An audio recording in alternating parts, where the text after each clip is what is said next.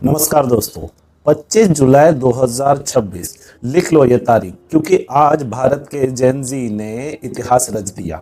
Dharmendra Pradhan resign कर चुके हैं, एक मिनिस्टर झुक गया। सवाल ये है कि अगला नंबर अब किसका। चलिए पहले टाइमलाइन समझ लेते हैं। 3 मई 2026 को नीट यूजी का एग्जाम हुआ था। एग्जाम खत्म होते ही पेपर लीक और इरेगुलरिटीज के एलिगेशन शुरू हो गए। गवर्नमेंट ने इन्वेस्टिगेशन का ड्रामा किया, फिर मैटर सीबीआई को ट्रांसफर कर दिया। मतलब हम कुछ नहीं करेंगे लेकिन दिखाएंगे कि कुछ कर रहे हैं। जून से लेके जुलाई तक पूरे देश में स्टूडेंट सड़कों पर उतर आए। प्रोटेस्ट का एपिसेंटर बना जंतर मंतर दिल्ली, और इस मूवमेंट को लीड कर रही थी कॉकरोच जनता पार्टी। सीजेपी एक ही डिमांड थी, एजुकेशन मिनिस्टर धर्मेंद्र प्रधान का रेजिग्नेशन। इस आंदोलन को असली आत्मा दी सोनम वांगचुक ने। उन्होंने 26 दिन का हंगर स्ट्राइक किया। फास्ट खत्म हुआ अश्योरेंस मिलने के बाद, लेकिन स्टूडेंट्स पीछे नहीं हटे। मूवमेंट चलता रहा। गवर्नमेंट ने बैठकें की, रिफॉर्म्स का वादा किया, लेकिन एक चीज नहीं दी, मिनिस्टर का रेजिग्नेशन। और फिर प्रोटेस्ट के दौरान पुलिस और प्रोटेस्टर्स के बीच क्लैशेस की खबरें आई। ये बातें नोट कर लेनी चाहिए कि कील लगी हुई लाठी, पैलेट गन्स और टीयर गैस, इन सब का उपयोग हुआ बच्चों पे। पेरेंट्स को डराने जैसी चीजें सुनने में आई है। और एक बात, दिल्ली पुलिस ने एक वैन लगाई है और जो भी उस वैन के पास से निकलता है उसकी फोटो ली जाती है, डेटा कैप्चर होता है। मतलब दिल्ली पुलिस माँ बहनों की तस्वीरें खींच रही है। याद है जब इलेक्शन कमिश्नर से पूछा गया था कि सीसीटीवी आप दिखा दीजिए बूथ का, तब उन्होंने कहा था कि क्या हमें माँ बहनों की फोटो साझा करनी चाहिए थी क्या ये लॉजिक यहाँ भी अप्लाई होता है? जब पुलिस माँ बहनों की फोटो खींच रही है और डेटाबेस बना रही है ताकि उन्हें बाद में प्रताड़ित कर सके। पुलिस की एक्शन ने इस मोमेंट को और भी ज्यादा नेशनल अटेंशन दे दिया। बच्चों के फूटे हुए सर, लाठी के निशान वाली पीठ पूरे देश से देखी नहीं गई। इनसे बात करने के बजाय सेंट्रल गवर्नमेंट ने इन पे लाठीचार्ज के आदेश दे दिए थे, तो इस पे ऑपोजिशन भी कूद पड़ी। राहुल गांधी और दूसरे लीडर्स ने पार्लियामेंट के बाहर आंदोलन किया, पार्लियामेंट के अंदर भी आंदोलन किया एजुकेशन मिनिस्ट्री के खिलाफ। और फिर आया 25 जुलाई, जब धर्मेंद्र प्रधान ने रिजाइन कर दिया। लेटर लिखा पीएम मोदी को, लिखा मैं पहले दिन से रिस्पॉन्सिबिलिटी ले रहा था, जो एक बहुत बड़ा जोक है।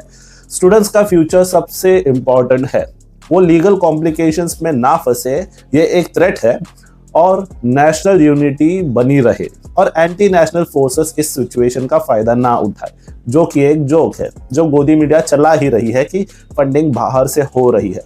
इस लेटर में कहीं पे भी मेंशन नहीं किया है रिस्पॉन्सिबिलिटी का, और वो एक्सेप्ट ही नहीं करना चाहते कि ये सब उनकी वजह से हुआ है। लेकिन 20-25 दिनों के बाद ये रेजिग्नेशन आ गया।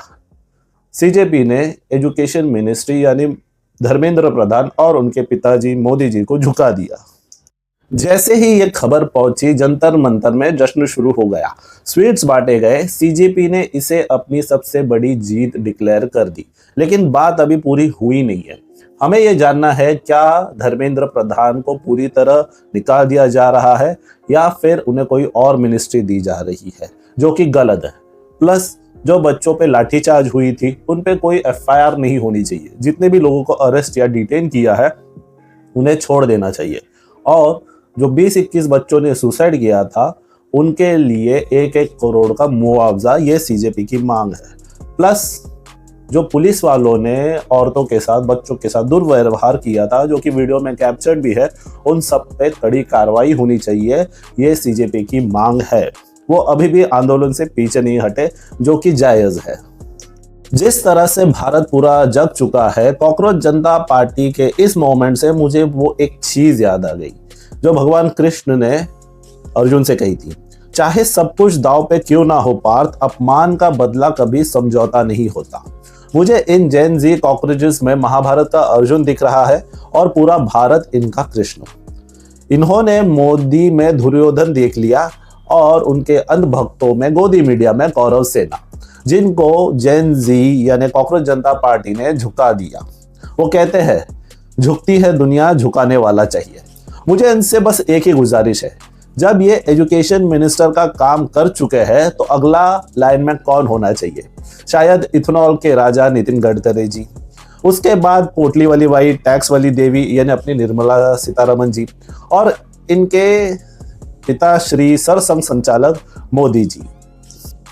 देर रात डर के मारे मोदी जी ने तो इंस्टाग्राम पे रील ही जारी कर दी थी, क्योंकि उन्हें पता है जेनजी न्यूज नहीं देखती, रील से ही समझ जाएंगे। लेकिन ये काम नहीं करेगा। जो प्लेकार्ड और पोस्टर्स जेनजी ने बनाए हैं उनका अलग एक कोलाज होना चाहिए। इतनी क्रिएटिविटी, इतना विड्स जो पिछले 12 साल से गायब था। खुद मोदी जी के ही लाइन में मैं बोलूंगा, इतने तेजस्वी लोग हैं यहाँ पे। इस सब में दिल्ली की सीएम कहाँ है? एक बार रेखा गुप्ता जी ने कुणाल कामरा से कहा था, अपने रिस्क पे आइए। जेनजी और भारत ने शायद ये सुन लिया, सब आ गए और जंतर मंतर में अथॉरिटी को दिखा दिया।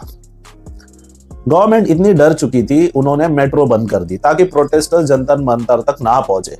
अब लोग गाड़ी लेके आएंगे, जाहिर सी बात है, और फिर इथेनॉल का आंदोलन भी बाकी है। इस जेनजी प्रोटेस्ट से एक चीज तो काफी साफ हो चुकी है, नरेंद्र मोदी जी का पॉलिटिकल करियर खत्म होने के कगार पे है, और साथ ही उनके सारे प्यादे भी। मुझे तो गोदी मीडिया का टेंशन आ रहा है, वो अब क्या करेंगे, क्योंकि इसके बाद शायद राम मंदिर चंदा चोरी का मसला बाकी है। ऑपोजिशन में भी इस प्रोटेस्ट की वजह से जान आ गई है। मोदी की पॉपुलैरिटी और पावर के खिलाफ लड़ना मुश्किल था, लेकिन इस प्रोटेस्ट में सब ढेर हो चुका है। सवाल अभी भी वही रह जाता है, एजुकेशन मिनिस्टर को निपटा दिया, लेकिन अभी राम मंदिर चंदा चोरी का मसला भी बाकी है। इसका जवाब कौन देगा? अगर वीडियो पसंद आए तो लाइक करो, चैनल को सब्सक्राइब करो और कमेंट्स में बताओ अगला रेजिग्नेशन किसका होना चाहिए। मिलते हैं।